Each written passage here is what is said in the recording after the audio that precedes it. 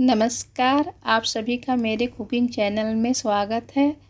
तो सबसे पहले आप सभी को नवरात्रि की ढेर सारी हार्दिक शुभकामनाएं।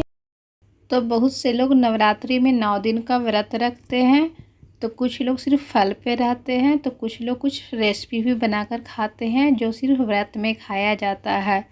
तो आज मैं ऐसे ही कुछ रेसिपी शेयर कर रही हूँ जो व्रत में खाया जाता है। तो सबसे पहले मैंने कुकर में आलू बॉयल होने के लिए रख दिया है और दूसरी साइड मैंने आधी कप सामक का चावल लिया है। तो सामक का चावल व्रत में खाया जाता है, तो इसका आप कुछ भी बनाकर खा सकते हैं। तो मैं यहाँ पे सामक का चावल का उपमा बना रही हूँ। तो मैंने आधी कप सामक का चावल लिया है। इसमें मैं लगभग 1 गिलास पानी डालूँगी और मैं इसे अच्छे से पानी में मिला लूँगी। इसके बाद मैं इसे 15 मिनट के लिए भिगोकर छोड़ दूँगी। चावल वगैरह या सॉलिड चीज़ को आप पहले ही भिगो देते हैं ना, तो उससे क्या होता है, बनने में काफ़ी कम टाइम लगता है और ये जल्दी कुक हो जाता है। और इसके साथ ये काफ़ी ज़्यादा फ्लफ़ी भी और सॉफ्ट बनते हैं। मैं यहाँ पे साबूदाने का पराठा बना रही हूँ, तो उसके लिए मैं यहाँ पे 1 कप साबूदाना ली हूँ। मैं यहाँ पे बड़े वाले साबूदाने का यूज कर रही हूँ। यदि आपके पास बड़ा है तो आप बड़ा कर लीजिए, छोटा है तो आप छोटे वाले ही साबूदाने का यूज कर लीजिए। तो कढ़ाई को मैंने पहले ही गर्म होने के लिए रख दिया था। अब मैं यहाँ साबूदाने को रोस्ट कर रही हूँ। साबूदाने को हमें उतना ही रोस्ट करना है जितना से साबूदाने में अच्छा सा गर्माहट आ जाए। याद रखिए, साबूदाने का कलर बिल्कुल भी चेंज ना हो। जब साबूदाना अच्छे से गर्म हो जाए तो आप उसे निकाल लीजिए और एक प्लेट में ठंडा होने के लिए रख दीजिए। हम इसे गर्म नहीं पीसेंगे। अब इसी कढ़ाई में 1/4 कप पीनट को रोस्ट कर लेंगे। जब तक हमारी चावल भिगोई हुई है, आलू उबल रही है, तब तक हम सारी एक्स्ट्रा काम को निपटा लेंगे। पीनट भी रोस्ट हो चुकी है, तो हम इसे भी अब निकाल लेते हैं। अब मैं यहाँ पे उपमा के लिए सब्जियों की चॉपिंग कर लेती हूँ। तो मैं यहाँ पे आधी इंच की लगभग में अदरक को क्रश कर लिया है और 1 गाजर ली हूँ, मैं इसे भी चॉप कर लूँगी। आप यहाँ पे जो सब्जियों का, जो फल का आप व्रत में यूज करते हैं, आप उसी का यूज कीजिए। हमारे यहाँ जो यूज होता है, मैं उसी का यूज कर रही हूँ। उपमा में आप आलू का भी यूज कर सकते हैं। मैं आलू का यूज नहीं कर रही हूँ क्योंकि मैं आलू की दूसरी रेसिपी बना रही हूँ। इसके साथ ही मैं धनिया पत्ती और हरी मिर्च की भी चॉपिंग कर लेती हूँ। यहाँ पे मैंने एक पैन गरम कर लिया है, तो उसमें 1 चम्मच मैं घी डाल ले रही हूँ। व्रत वाले खाने घी में ही बनते हैं। घी गर्म हो गई है, तो उसमें 1 चम्मच जीरा और लगभग 1 चम्मच साबुत धनिया डाली हूँ और इसके साथ ही चॉप की हुई अदरक, मिर्च और गाजर डाल ले रही हूँ। अब इसे फ्राई करेंगे। हल्का फ्राई हो जाए तो इसमें मैं 2 डंडी यहाँ पे करी के पत्ते डालूँगी। मैं इसे शुरू में नहीं डालती हूँ क्योंकि शुरू में डालने से करी के पत्ते जल जाते हैं। गाजर वगैरह सब अच्छे से फ्राई हो चुके हैं, तो अब मैं इसमें समा के चावल डाल लेती हूँ। इसे मैं अच्छे से वॉश कर ले रही हूँ। देखिए ये कितने अच्छे से सॉफ्ट हो चुके हैं 10 से 15 मिनट में। इसे मैं डाल लूँगी और मैं चावल को भी करीब 1 मिनट तक के लिए रोस्ट करूँगी। जब चावल को 1 मिनट के लिए रोस्ट करेंगे तो इसकी सारी एक्स्ट्रा पानी सूख जाएगी। तो अब हम यहाँ पे 1.5 कप पानी डालेंगे। यहाँ मैंने आधी कप सामक के चावल लिए थे, तो 1.5 कप पानी डाल रही हूँ। या फिर आप जिस भी बर्तन से मीजर कर रहे हैं उससे आप 1.5 गुना पानी डालिए। तो मैं यहाँ पे सामक को अच्छे से मिला लूँगी ताकि इसमें कोई भी लम्स ना हो।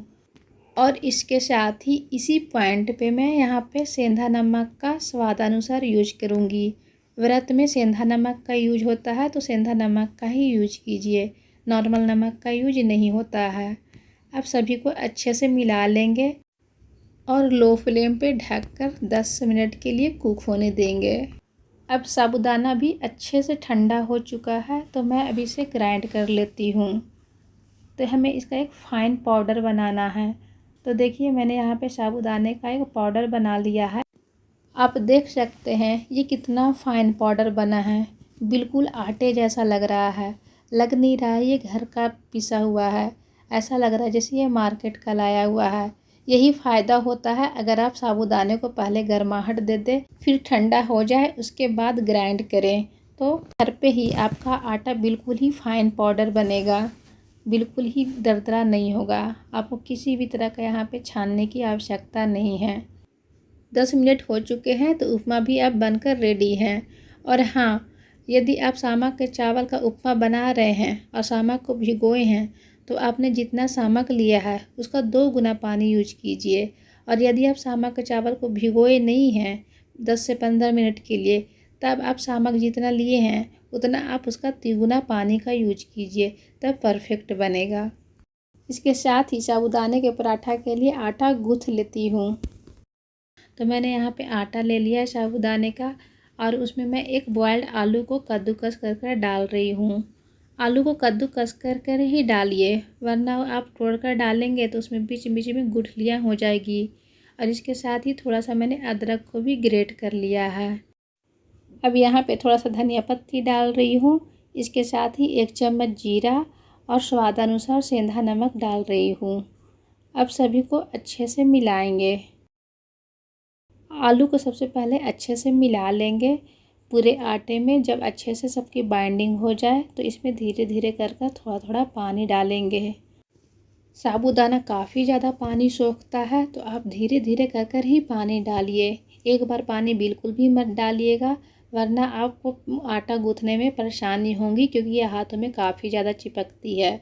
तो आप धीरे धीरे कर पानी डालिए और आटा गूँथिए। अब जितना प्रोसेस को बार बार करेंगी आपका आटा उतना ही ज़्यादा सॉफ्ट होगा, जिससे आपको रोटी या पराठा बनाने में बिल्कुल भी दिक्कत नहीं आएगी। तो अब इसे हम ढककर 10 से 15 मिनट के लिए छोड़ देते हैं। अब इसके बाद हम चटनी बना लेते हैं धनिया के पत्ते की। तो हमने यहाँ पे धनिया का पत्ता लिया है, इसके साथ 1 डंडी करी पत्ता, 2 हरी मिर्च और थोड़ा सा अदरक का टुकड़ा। इसके साथ ही 1 चम्मच जीरा और थोड़ा सा दही और इसके साथ ही इसमें स्वादानुसार सेंधा नमक को यूज कर लेंगे और इसको ग्राइंड कर लेंगे और चटनी बना लेंगे। तो देखिए हमारी चटनी बनकर तैयार है। अब हम बनाएंगे आलू का चोखा, जो हमारे बिहार में काफ़ी ज़्यादा बनाया जाता है।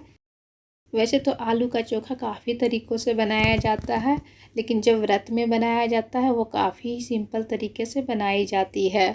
तो हमने आलू को यहाँ पे अच्छे से मैश कर लिया है।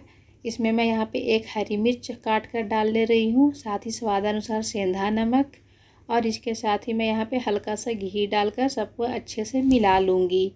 व्रत वाली चोखा इसी प्रकार बनती है, तो मैं इसी प्रकार सिंपल सी चोखा बना रही हूँ। वैसे आप चाहें तो इस चोखे से आप इसका टिक्की भी बनाकर खा सकते हैं, और नहीं तो आप इस चोखे से राजगिरी के आटा या फिर कुट्टू के आटा से कोटिंग कर आप इसका पकौड़े भी बना सकते हैं। तो चलिए अब साबूदाने का पराठा बना लेते हैं। तो उससे पहले एक बार और हम साबूदाने के आटे को फिर से मैश कर इसे अच्छे से गूँथेंगे, क्योंकि ये थोड़ा हार्ड हो गया था। तो इसे हम फिर से मुलायम कर लेते हैं, मिला लेते हैं आटे को अच्छे से, क्योंकि हम आटे को जितना मिलाते हैं हमारी रोटी या पराठा उतना ही मुलायम बनती है। ये तो फिर भी साबूदाने का आटा है, तो इसे तो और मिलाना काफ़ी ज़्यादा ज़रूरी है। तो हमने यहाँ पे तवा रख दिया है इसे गर्म होने के लिए, और एक लोई ले ली है। लोई को हम चिकना कर लिए हैं। इसके साथ ही लोई हाथों पे चिपक रही है, तो लोई के दोनों साइड पे घी लगाकर इसे बेलेंगे। नहीं तो आप कुट्टू के आटे से भी कोटिंग कर इसे बेल सकते हैं, या फिर स्टार्टिंग में थोड़ा आटे को और बचा लीजिए और उससे ही कोटिंग कर इसे आप बेल लीजिए। लेकिन देखिए इससे भी बेलने में बिल्कुल भी दिक्कत नहीं हो रही है, आसानी से ये बेल जा रहा है। यदि रोटी गोल नहीं हो रही है, उसकी शेप अच्छी नहीं आ रही है, तो कोई बात नहीं, एक प्लेट लेंगे, उसे बीच में रख कर चारों ओर से एक्स्ट्रा आटे को निकाल लेंगे। देखिए एक छोटी सी रोटी या पराठा बनकर गोल सी तैयार है। अब पराठे को सेक लेते हैं। तो पहले हमने तवे पे घी लगा लिया था, ताकि ये नीचे से चिपके नहीं और इसे पलटने में आसानी हो। फिर दोनों तरफ हम लोग घी लगा लेंगे और अलट पलट कर इसे सेक लेंगे। ये नॉर्मल रोटियों की तरह तुरंत ये लाल नहीं होता है, इसे लाल होने में थोड़ा टाइम लेता है। और यदि आप इसे ज़्यादा लाल करेंगे तो ये थोड़ा चिमड़ा भी हो सकता है खाने में, तो थोड़ा कम ही रखिए। एक और पराठा बनाकर मैं दिखा रही हूँ। यदि आपसे ऐसे भी नहीं बन रहा है तो कोई बात नहीं, आप यहाँ पे बटर पेपर लीजिए, बटर पेपर के बीच में लोई को रख दीजिए, ऊपर से भी बटर पेपर को लगाइए और बेल लीजिए। उससे भी आपकी रोटी या पराठा बन जाएगी, लेकिन मुझे उसकी ज़रूरत नहीं पड़ रही है। इस तरीके से बनाएंगे आप तो आपकी रोटी नॉर्मल ऐसे ही बन जाएगी। यदि आपके साइड नवरात्रे में डीप फ्राई की जाती है तो आप इसकी पूरी भी बनाकर खा सकते हैं। हमारे साइड डीप फ्राई नहीं बनती है नवरात्रे में, तो मैं यहाँ पे नॉर्मल पराठे ही बनाई हूँ। तो अब मैंने यहाँ पे एक एप्पल भी कट कर लिया है। अब हम इसकी थाली लगा लेते हैं। तो मैंने यहाँ पे 1 कप उपमा ले लिया है, इसके साथ ही पराठा ले लेंगे। आप यहाँ पे जितनी पराठा खा सकते हैं उतनी पराठा ले लीजिए, क्वांटिटी आपके हिसाब से है। साथ ही चटनी ले लिया है, चोखा ले लिया है और फ्रूट्स में मैंने यहाँ पे एप्पल लिया है। यदि आप बनाना लेना चाहते हैं या फिर कोई और फ्रूट्स लेना चाहते हैं तो आप ले लीजिए। इसके साथ ही मैंने जो रोस्ट किया था मूंगफली वो भी ले लिया है। आप चाहें तो मूंगफली को डायरेक्ट उपमा में भी मिला सकते हैं। तो आपको हमारी नवरात्रि स्पेशल सात्विक थाली कैसी लगी कमेंट बॉक्स में हमें ज़रूर बताइए। वीडियो अच्छी लगी हो तो लाइक शेयर भी कीजिए और चैनल पे नए हैं तो प्लीज़ चैनल को सब्सक्राइब कीजिए, ताकि आप हमसे जुड़े रहें और हमारी आने वाली नई रेसिपी आपको समय पे मिलती रहे।